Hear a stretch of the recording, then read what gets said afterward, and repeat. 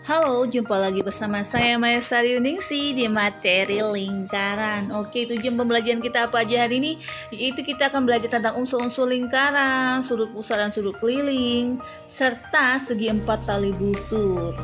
Oke, langsung next kita ke unsur-unsur lingkaran. Di unsur-unsur lingkaran itu apa aja sih yang perlu kalian ketahui? Dan tentunya kalian tidak asing lagi yang namanya lingkaran karena sudah dipelajari dari SD ya. Kemudian kalian sudah sering membuat lingkaran itu dari kecil, benar ya. Tetapi ketika sudah di tahap sekolah dasar dan SMP, kalian wajib harus menggunakan dengan jangka. Kenapa? Karena kita akan menentukan yang mana titik pusat, yang mana jari-jari, yang mana diameter. Karena semakin kalian tingkat pendidikan kalian semakin tinggi, kalian wajib mengetahui, oh ternyata lingkaran itu buatnya nggak asal-asal ya. Kalian perhatiin deh, kalau lihat ban mobil, ban motor, sepeda, itu ada jari-jari kan? Dan ukuran setiap jari-jari itu pasti sama dan berfokus pada sebuah titik di tengah-tengahnya, ya. Nah, itu di tengah-tengahnya itu disebut titik pusat. Nah, ketika kalian membuat sebuah lingkaran, kalian akan menggunakan jangka dan menancapkan jarum jangkanya. Nah, jarum jangka yang kalian tancapkan sebelum membuat lingkaran itu adalah sebagai titik pusatnya, atau di sini saya simbolkan dengan huruf O. Oke, jadi O adalah titik pusat. Kemudian kita belajar juga tentang diameter. Diameter itu apa sih? Diameter adalah suatu garis yang menghubungkan dua titik yang berada pada sisi lingkaran, yaitu seperti titik A dan B.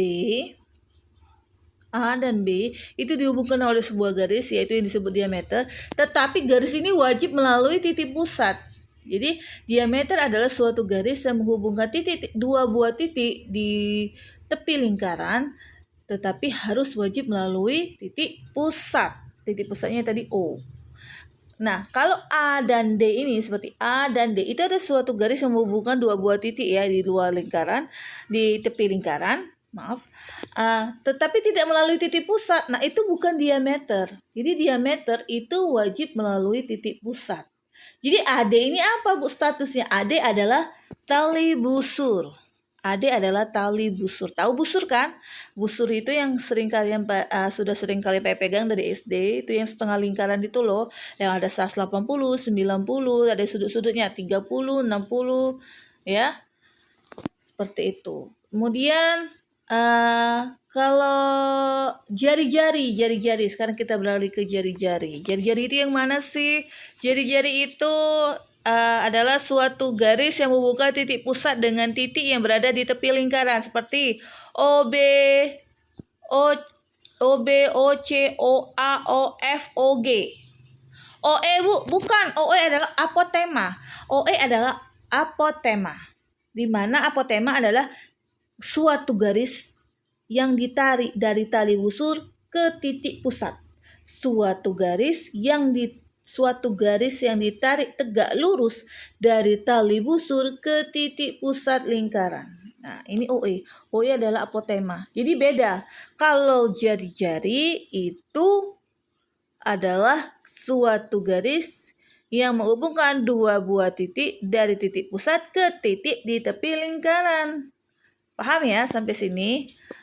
Tahu ya bedanya apotema dan jari-jari, jelas berbeda ya. Oke, sekarang kita beralih ke busur. Busur itu yang mana Bu? Busur itu ada layang melengkung, AD itu busur, AD itu busur, BC itu busur, BG itu busur, GF itu busur, AF itu busur. Nah, tinggal membedakannya karena busur ini ada 3 jenis ya. Ada busur minor, setengah lingkaran, ada busur mayor. Nah, busur minor itu yang mana Bu? Busur minor itu adalah busur kecil seperti AD, BC yang saya sudah buat garis lengkungnya ya, BG, FG, AF itu adalah busur-busur minor, busur-busur kecil. Jadi yang lengkung-lengkung ya, garis lengkungnya. Kemudian kalau busur setengah lingkaran Bu, busur setengah lingkaran itu ya yang namanya setengah lingkaran. Ini berarti ukurannya setengah lingkaran. AB ini loh. Garis lengkung AB. Nih yang ini nih yang saya lengkung ini nih. AB itu ialah setengah lingkaran nih. Nih. Oke, lanjut ke busur mayor. Yang mana Bu busur mayor? Busur mayor adalah busur yang garis lengkungnya melebihi setengah lingkaran. Garis lengkungnya melebihi setengah lingkaran. Yang mana Bu? Ini loh. Nih melebihi setengah lingkaran. Maaf lah mengot ya. Nih bisa sampai G, bisa tidak Bu sampai F? Bisa, A ke F garis lengkungnya. Nah, itu namanya busur mayor. Paham ya sampai sini? Oke, kemudian itu Bu ada yang warna kuning sama warna biru. Warna kuning itu apa sih? Warna kuning itu tembereng. Jadi tembereng ya, ini yang garis yang saya warnain kuning ini ya. Tembereng itu adalah suatu daerah yang dibatasi oleh busur dan tali busur. Jadi yang lengkung ini adalah busur, yang lurus ini kata saya tadi adalah tali busur. Jadi tembereng itu daerah yang di dalamnya. Namanya tembereng. Juring Bu, yang biru ini. Juring itu adalah suatu daerah yang diapit oleh jari-jari. Nih, ya ini jari-jarinya. Paham ya sampai sini? Oke. Lanjut, kita ke sudut pusat dan sudut keliling. Apa itu sih sudut pusat dan apa itu sudut keliling? Sudut pusat itu sudah saya warnai dengan warna hijau garisnya. Sudut pusat itu adalah sudut yang titik sudutnya pada pusat lingkaran. Di sini pusat lingkarannya adalah O. Dan kaki sudutnya merupakan jari-jari lingkaran. OA dan OB adalah jari-jari lingkaran. Sedangkan sudut keliling itu apa Ibu? Sudut keliling itu yang sudah saya warnai garisnya warna merah. Sudut keliling adalah sudut yang titik sudutnya pada lingkaran. Pada lingkaran nih, lihat si AC. Nih, si C. Itu adalah sudut keliling. Dan kaki sudutnya merupakan tali busur. AC dan BC itu merupakan tali busur. Dan ingat, penulisan sudut itu pusatnya itu di tengah. Jadi ini sudut pusatnya itu di O ya pusatnya. Maka posisi menulisnya itu harus di tengah. A, O, B. Nah, O ini menandakan O itu adalah pusatnya sudut. A, C, B. O, C ini adalah pusatnya dari sudut keliling. Nah, oke, ini ada gambar lagi. Di sini saya jelaskan pada dasarnya terdapat suatu hubungan antara sudut pusat dan sudut keliling lingkaran.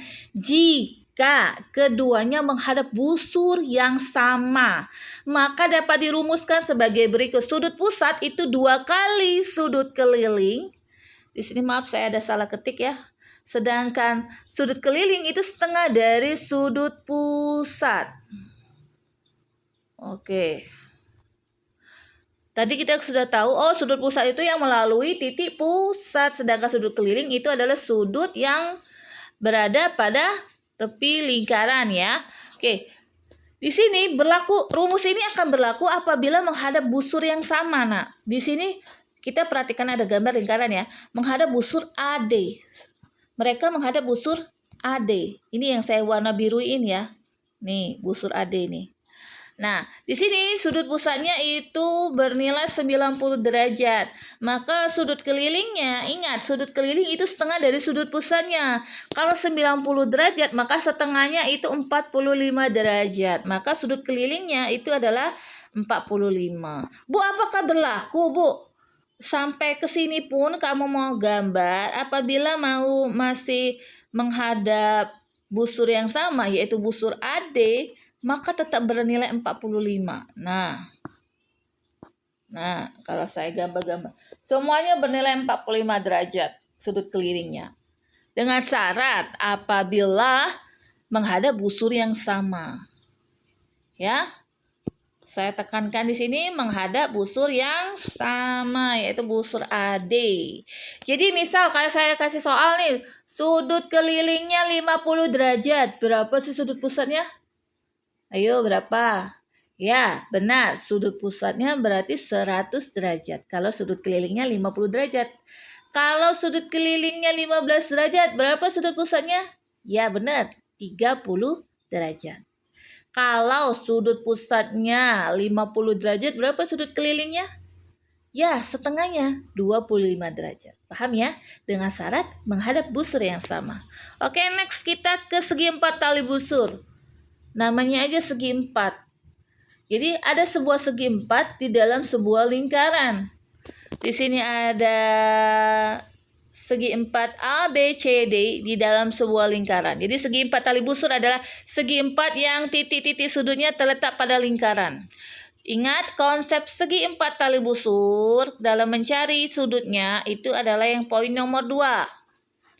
Jumlah dua sudut yang saling berhadapan pada segi 4 tali busur adalah 180 derajat. Ya. Jumlah dua sudut yang saling berhadapan pada segi 4 tali busur adalah 180 derajat. You know lah yang berhadapan itu maksudnya gimana? Berhadapan antara jika kamu megang handphone, kamu pasti menghadap handphone kan? Berarti berhadapan. Berarti di sini sudut yang berhadapan. Sudut A berhadapan dengan sudut? Yes, C. Sudut B berhadapan dengan sudut? Yes, B dan D.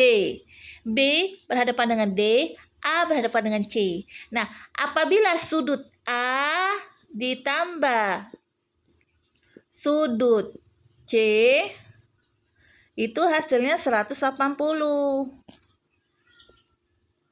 Hasilnya 180. Maaf ya. Oke, jadi itu maksudnya. Oke, di sini ada contoh soal, ada sebuah lingkaran. Di sini dia minta tentukan sudut SPQ, QRS, dan Y. Kita ketahui bahwa sudut P dan sudut R itu berhadapan ya. Ingat poin nomor 2, jumlah dua sudut yang saling berhadapan pada segi 4 tali busur adalah 180 derajat. Jadi, apabila sudut P-nya itu 2x derajat dan sudut R-nya 3x derajat, dijumlahkan itu hasilnya 180. Jadi, 2x ditambah 3x itu 180. Maka, 2 tambah 3 itu 5. 5x derajat sama dengan 180 derajat. Kita mau mencari x derajatnya dulu kan berapa? Maka x derajat sama dengan 180 dibagi 5. Hasilnya 36 derajat. Baru kita bisa mencari sudut SPQ-nya itu berapa, sudut QRS-nya itu berapa. Oke, kita masukkan sudut SPQ-nya tadi itu 2x derajat. 2 kalikan 36 derajat. Yaitu 72 derajat. Sudut QRS yaitu 3x itu adalah 3 dikali 36 derajat yaitu 108 derajat. Sekarang next kita cari sudut PQR. Oke, PQR ini 5y derajat. Disuruh cari y-nya aja. Berapa y derajatnya itu? Oke, kita ketahui bahwa sudut Q itu berhadapan dengan sudut S. Sudut S di sini bernilai 35 derajat. Jadi sudut Q-nya 5y derajat ditambah dengan sudut S-nya 35 derajat, hasilnya 180 derajat. Maka 5Y derajat sama dengan 35-nya kita pindahkan ke 180. Kalau positif pindah jadi negatif. 180 dikurang 35 itu 145 derajat. Maka Y derajat sama dengan 5-nya diubah menjadi pembagi ya, pindah ke sebelah jadi pembagi. 145 dibagi 5 yaitu 29 derajat dapat. Oke? Saya harap materinya paham ya sampai sini. Bu, kalau saya mau mencari 5Y derajatnya benar ini sampai tuntas sudut Q-nya berapa? Boleh. Kaliin aja yaitu 5 dikali 29. Berapa 29 kali 5? Yaitu 145 derajat ya. Jadi sudut Q ini 145 derajat. Paham ya sampai sini? Jika ada pertanyaan boleh tanya-tanya. Oke, next kita ke sini. Materi kita habis ya. Nanti kita next ke minggu depannya lagi. Ini adalah bapak penemu lingkaran namanya Zhu Chongzi. Jadi ini adalah yai kita tentang perlingkar-lingkaran ya. Tentang kalian nggak akan bisa menemukan konsep namanya roda, kalian nggak akan ada jari-jari kalau nggak ada bapak Zhu Chongzi ini ya.